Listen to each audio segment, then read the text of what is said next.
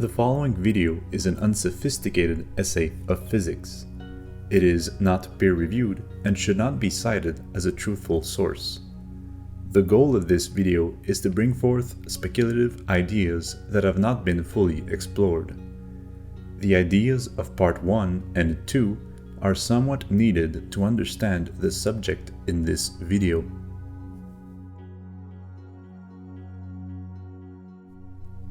The fundamental properties of matter have been known for a long time, yet they have never been fully linked together.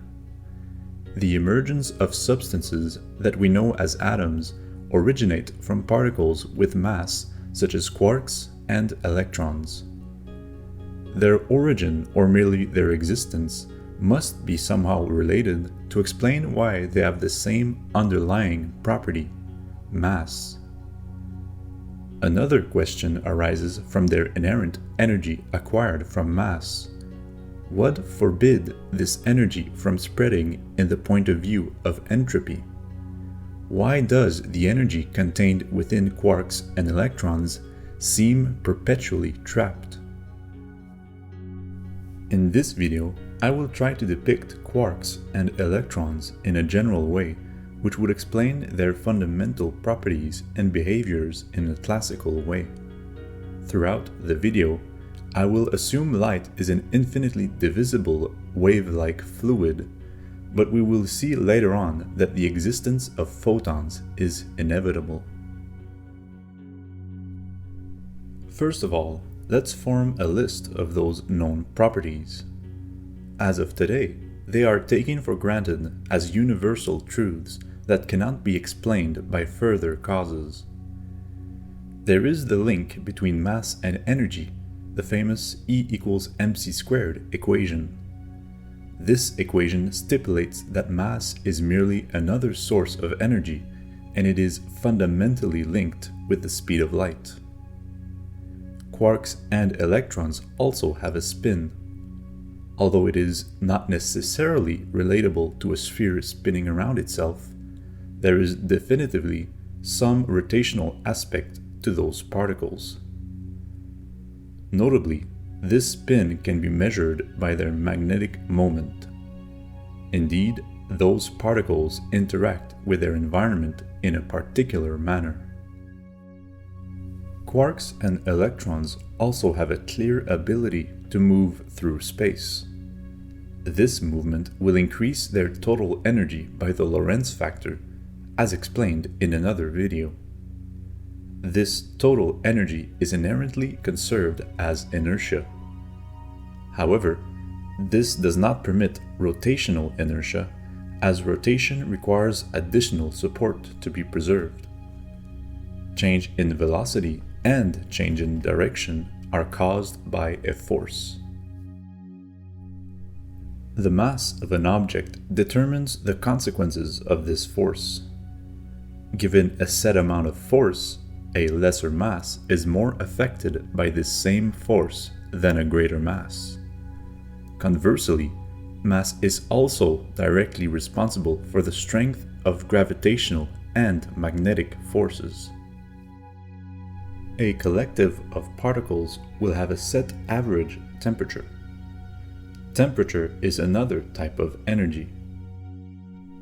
Particles have the ability to be formed as matter and antimatter pairs. They can also collapse by a matter and antimatter contact. The properties of antimatter seem to be the same as matter, except for spin and the charge. I will ignore their opposite charge as explained in part 2. Quarks and electrons emit electromagnetic wave packets, also known as photons. These wave packets are responsible for most particle-to-particle interactions. From a classical point of view, these are the main properties of quarks and electrons. Now, which physical representation would link all of those properties together? Let's look at the usual representation, the sphere.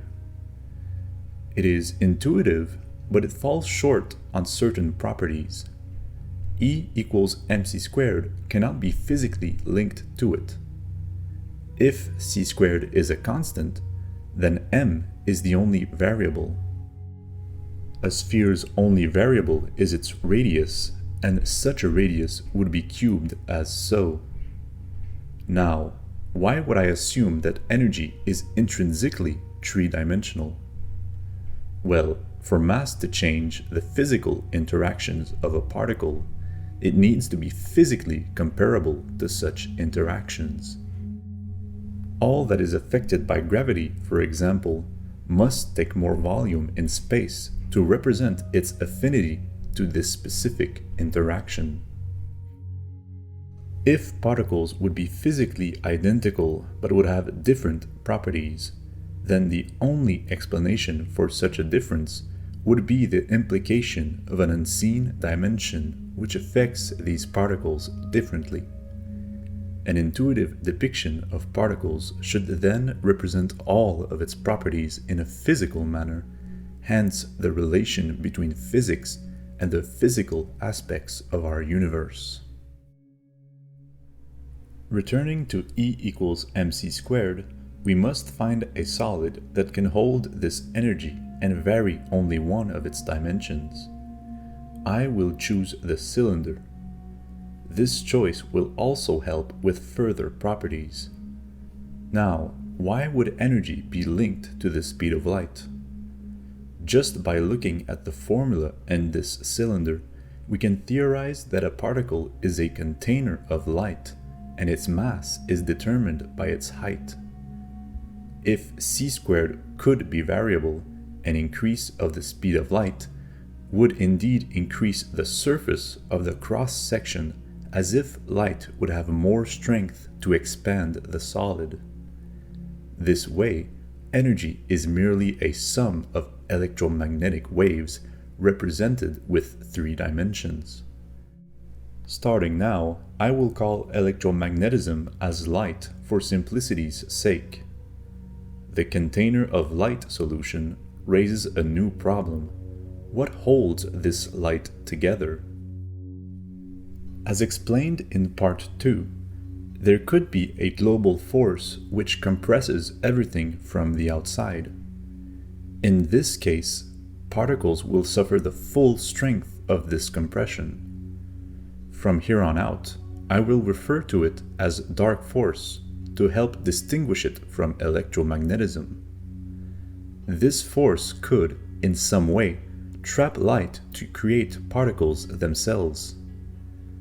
The reason why light cannot leave this container would be that when it leaves, the dark force which holds it together will be unidirectional, and so the light will be instantly pushed back into the particle.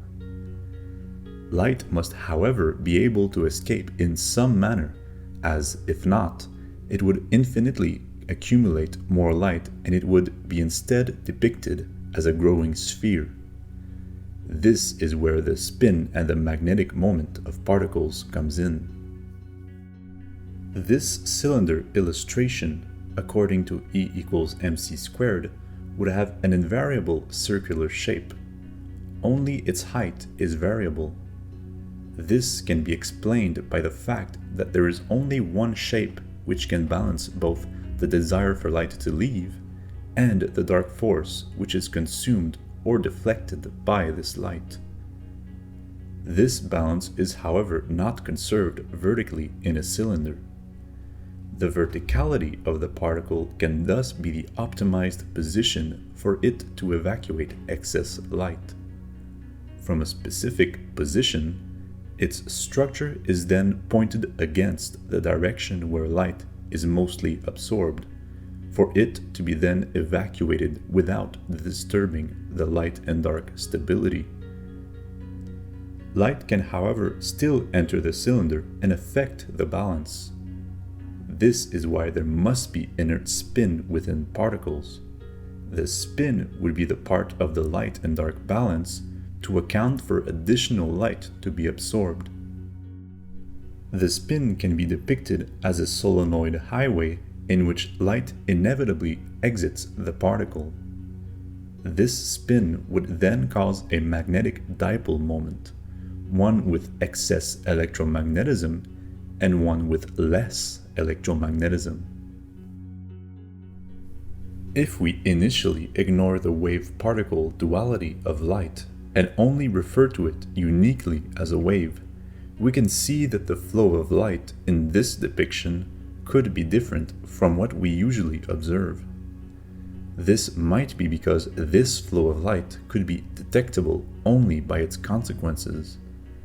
Indeed, we can explain magnetism, movement, and temperature from this idea. Magnetism would be the rotational optimization of particles to stabilize its light and dark balance. Movement will be the translational optimization of particles. Temperature is merely a measure of the excess flow of light. I will go over these three speculative properties individually.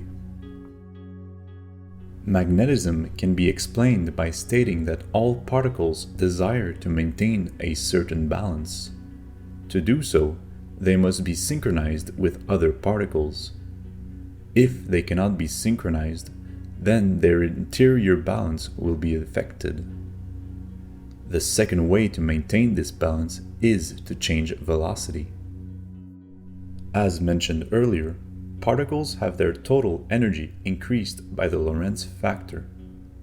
This can also be seen as an increased capacity to hold light. Indeed, if a particle moves nearly as fast as light itself, then it can hold much more light in its direction of movement. In fact, for every possible velocity vector, the total amount of light storable within itself in all directions will always be multiplied by the Lorentz factor. Excess light which contacts particles will force them into a new stable configuration, one with velocity. This new configuration can hold more energy and will do so while still being stable. This might be the physical explanation for both the first and the second laws of motion. As for the third law, if a certain particle receives energy from a secondary particle, then the first particle must also send forth energy in the same manner, as they both share the same properties. As for rotational movement, the requirement of a force to induce rotation or a centripetal force to resist inertia is because the capacity to hold light through movement would be vectorial. If a particle would turn, it would be because it has entered another stable state in a different direction. To change either velocity or direction would require some force, as the change in state is also a change of stability. The unpredictable movement of electrons could be explained by the fact that they can change their stable states so rapidly. Temperature would be the third attempt for particles to maintain the light and dark stability. Temperature can be seen as the average excess of light which emanates from a system of particles. It is intrinsically related to motion through friction. An area with a higher rate of electromagnetic collisions will inevitably have excess energy if it cannot be transformed into movement. This excess in energy can be seen in molecules, where if we look at each atom individually, their emissions will affect other linked atoms. An atom with much excess energy will transfer its energy into the other atoms of its own molecule, but their links will disable their disconnection. Their only permitted movements are vibrations. With enough excess energy, they will form other bonds that are more balanced in relation to this new environment. Now, all these prior properties are explained through light seen solely as a wave. These waves would escape through the point of egress of the cylinder. What would then explain the existence of photons? It was said earlier that if light would try to escape the particle in its outer shell, it would be only met with a dark force and pushed back into the particle. However, if enough light escapes at the same time, then a wave packet of light could manage to escape the container. Once it's out, this wave packet would be equally as pushed from behind as it is pushed from the front. From there, the existence of photons is inevitable even if we presume light as an unchanging, cosmic, infinitely divisible wave-like fluid. The dark force that was explained in the second part of this trilogy will now have intuitive explanations on its behavior related to gravity and the strong force. Larger masses will consume more of this dark force, and so mass will inevitably be the main factor for gravity and the strong force. Electrons would be too much lightweight for them to be attracted by the strong force before the electroweak force. However, this scenario might not be preserved within a singularity of matter. This specific case will be discussed in a separate video. As for the creation of matter and antimatter pairs, let's see what happens in a basic known example. When a quark exits a proton because of a tremendous exterior force, a matter and antimatter pair is created. The current known cause for such an event is the fact that it would be much more stable with this pair creation. However, this is not a physical cause. This is merely a mathematical analysis of stability. If we look at this interaction in a slow manner, we will see why particles would seem to be created from nothing. Their electromagnetic clouds, which can be seen as the extended spin of the particle, will be visible to see the resulting interactions. When the quark exits the proton, we see conflict between the new electromagnetic cloud and the cloud of the proton.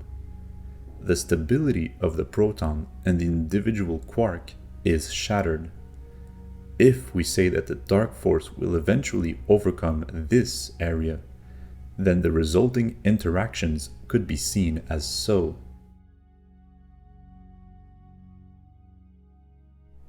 A particle with opposite spin can form between the proton and the quark to act as a gear to link both contradicting spins. If these particles would collide, then the combination of both spins would result in a null vector, releasing the light within them. This would explain the annihilation of matter and antimatter. However, how would such pairs approach one another in the first place? If we continue on the path of the second part of this trilogy, they should repel from one another. This is where the similarity with gears explains why electromagnetism between matter and antimatter is lessened. If we have two gears turning with the same spin, then they will definitely interact with each other with great force. In all possible configurations, their rotational force will fully transfer into the other gear. Now, if we take two gears with opposite spin, they will always connect perfectly. If aligned one against the other, it will be as if they do not interact with each other.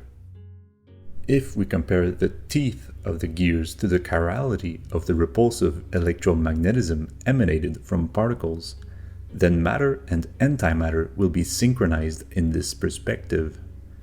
They will then interact electromagnetically in a minimal manner.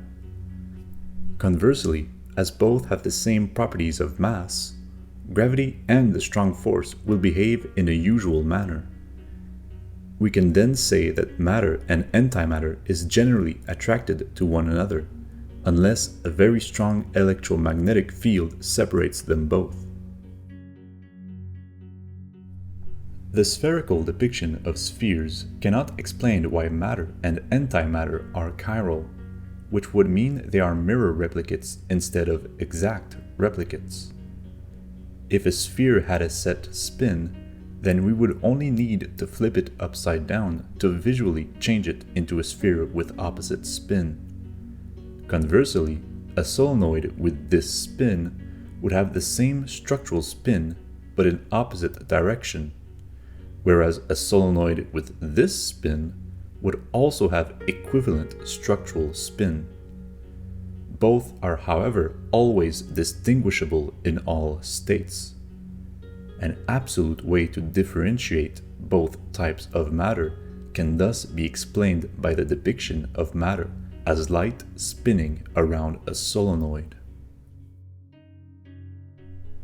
There are other properties of matter not mentioned in this video. This depiction of particles might not agree with all known properties, but in my opinion, it satisfies intuitively the most important properties, notably those mentioned here. Revisiting classical physics has shown that there might be some aspects of it that have not been fully explored. This trilogy does not paint a full nor a flawless picture of our universe and its physics, yet I believe that seeing different perspectives of already known phenomena can at least either strengthen our current theories or give different ideas for others who might find better solutions. For those who at least found some ideas insightful within these 3 videos, I kindly ask for you to share those specific ideas to your peers.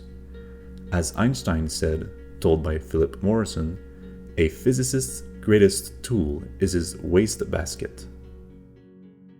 Here is a summary of the 3 videos. The implications of special relativity can be explained using speculative properties of electromagnetism. However, some physical phenomena are known to be caused by relative time or relative length.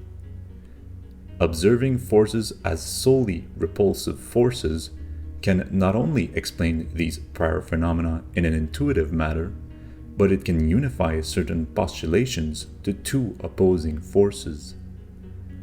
These 2 forces can simplify our understanding of universal and fundamental properties. In fact, from the dichotomy of the 2 last forces emerges the existence of basic particles and their integral properties. If this trilogy gains some traction, I will create other speculative videos on physics. If you want to see more, please like my videos and subscribe for more. Thank you for watching.